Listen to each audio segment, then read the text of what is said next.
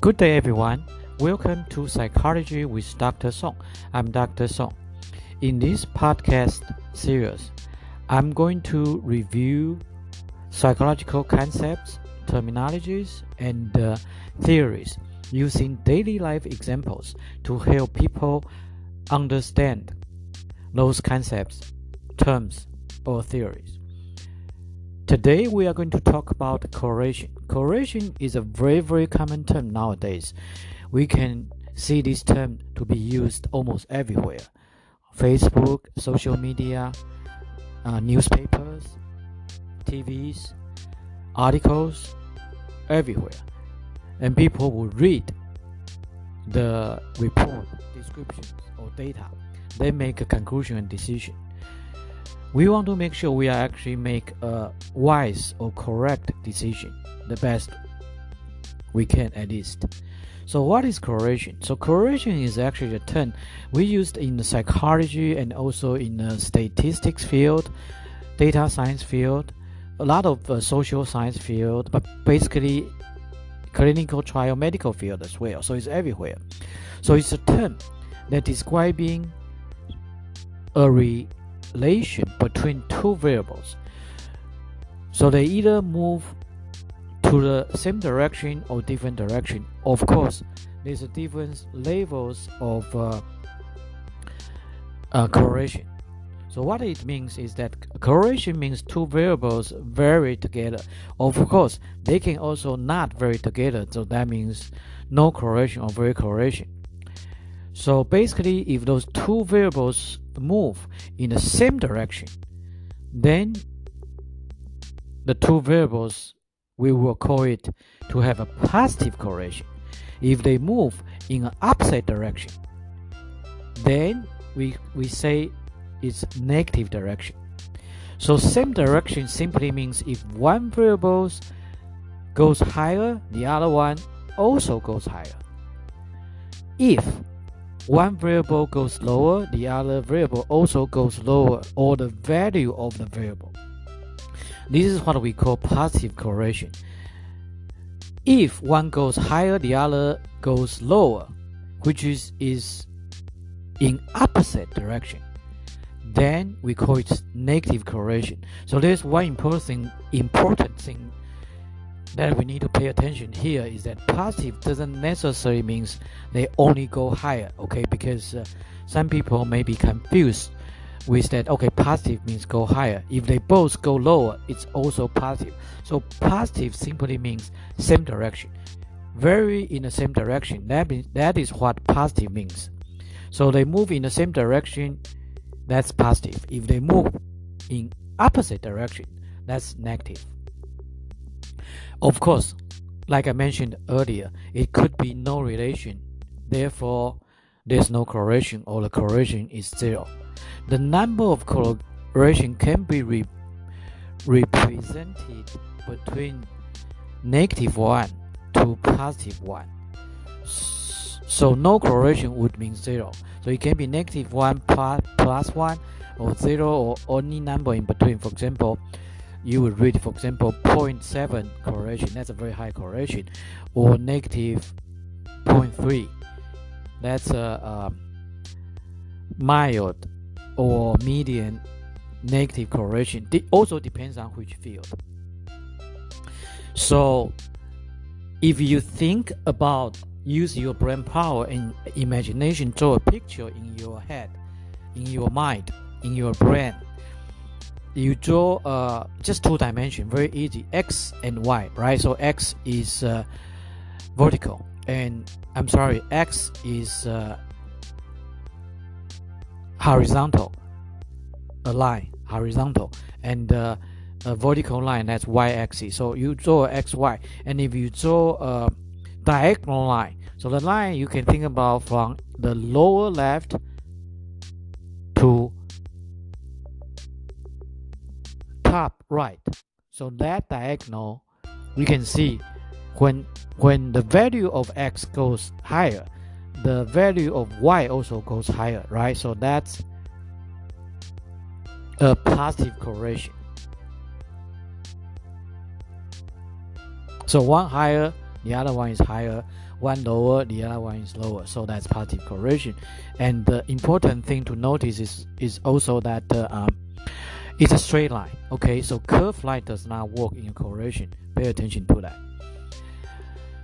So what is a negative correlation? So the negative would look like this. So again, you have a y-axis and the x-axis, right? So you would draw another diagonal line, but this time from your top left, draw a straight line to your bottom right.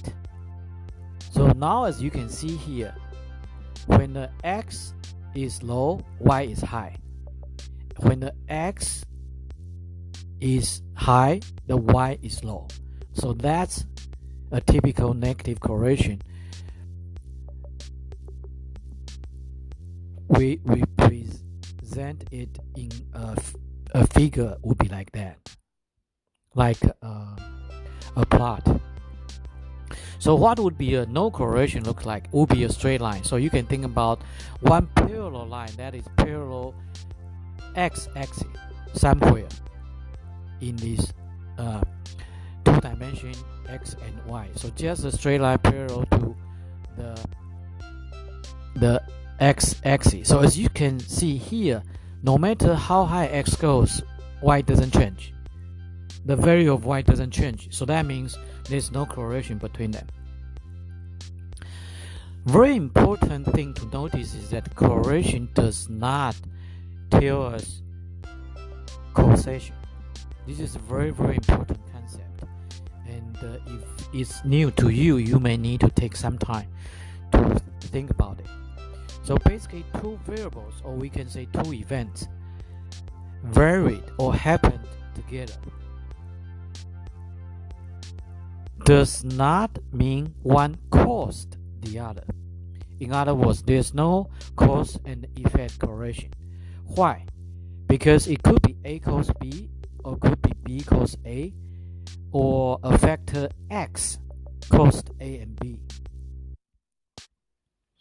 A means two variables or two events. So let's use some daily life example. Let's say ice cream sales and sunglasses sales, right? We observe a positive correlation. When we see a high sales of ice cream sales, we also see a high sunglasses sales, right? But we cannot conclude that high sunglasses sales was due to ice cream sales or the other way. Why? Because it's probably, for example, the weather get warmer, therefore people want to buy ice cream and people needs to buy sunglasses. So it's not one cause the other, but actually the other factor cause both. But what we observe is, okay, ice cream sales happened, rises, sunglass sales also rises. So that's a correlation, but doesn't mean one caused the other. So the other one would be height and weight, right? So, the person is high, therefore the person weighs more. It sounds correct, but if we want to talk about correlation and causation, there's a correlation here, no problem. Higher height, higher weight, those things usually happen together, especially we are talking about a group of people. Now we are talking about sample size, sample distribution, and outliers, which we will not go through details. We may talk about those concepts in the next episode. But here we simply want to use height and weight as a correlation example. So probably the real cause is people are growing. So in the physical development, we grow higher and we weight more and more. To a point, of course. Right? There are also other facts. For example, maybe what contribute to the weight is actually the food intake. Maybe some people are not that high but weighs a lot because eats a lot and don't exercise, things like that. So while we observe two variables or two events happen together, this observation itself doesn't tell us if there's a correlation there. So here's another very important example. Let's say we got a vaccination, right? Then we have observed negative reactions or adverse reactions, severe, mild, or intermediate side effects, or even death following vaccination.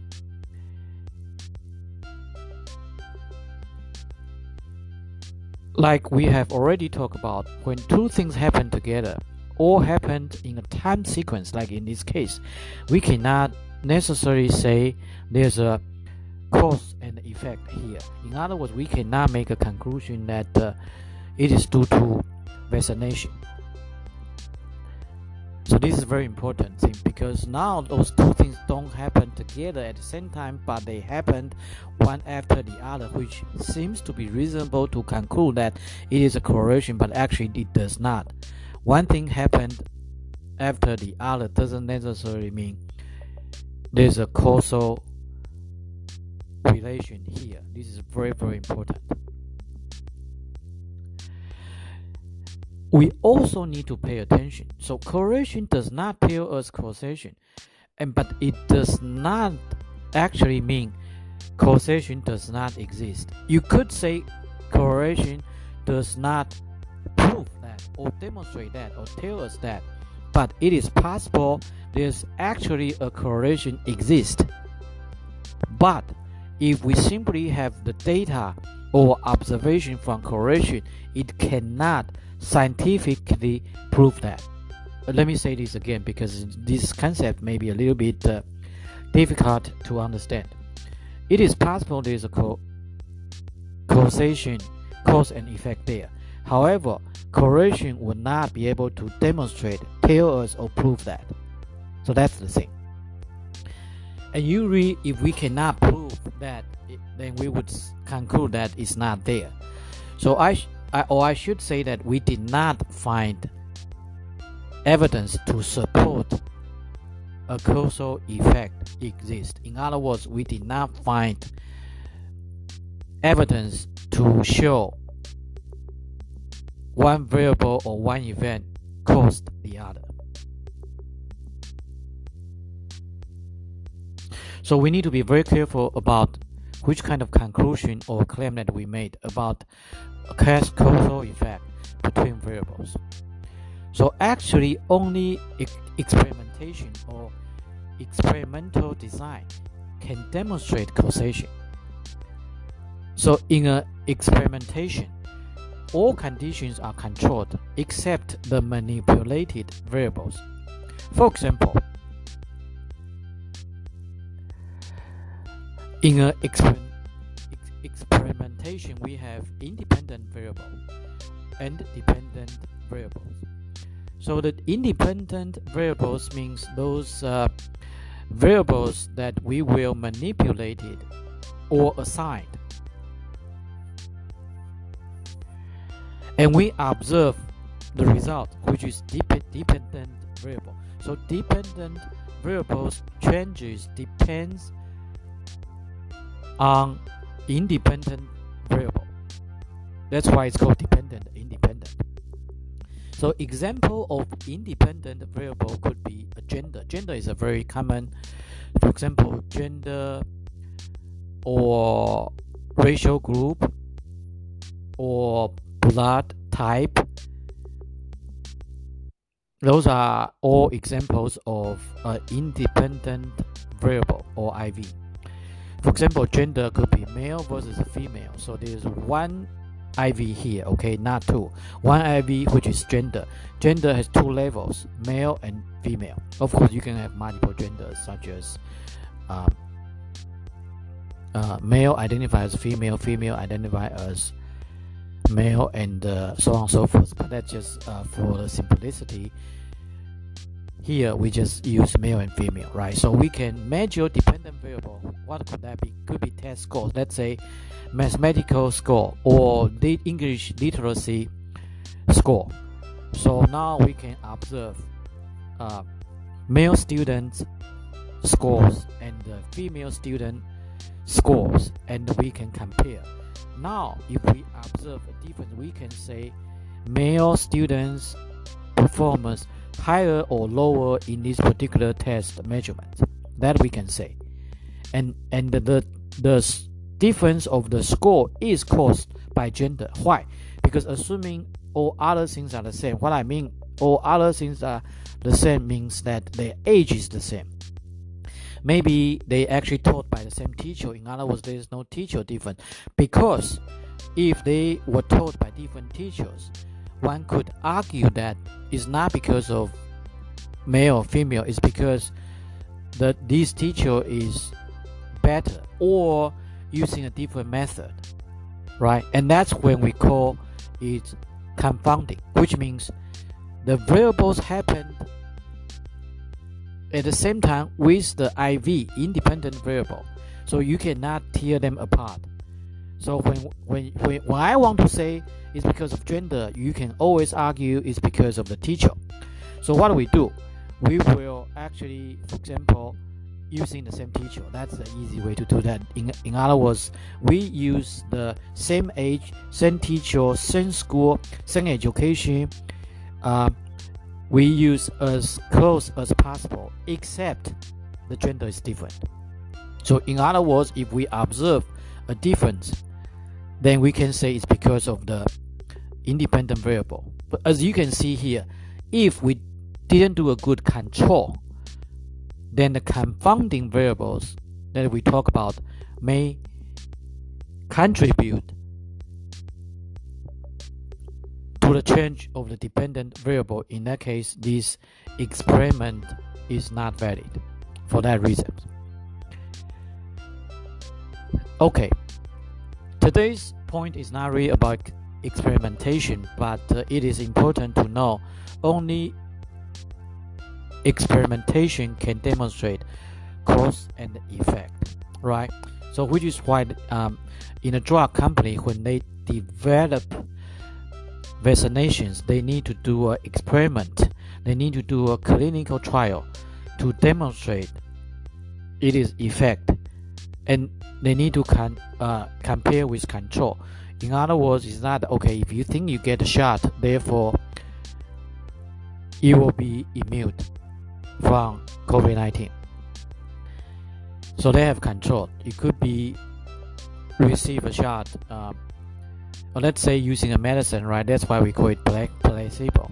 So some people take the medicine, but they don't know if it's real drug or placebo, which means like vitamin.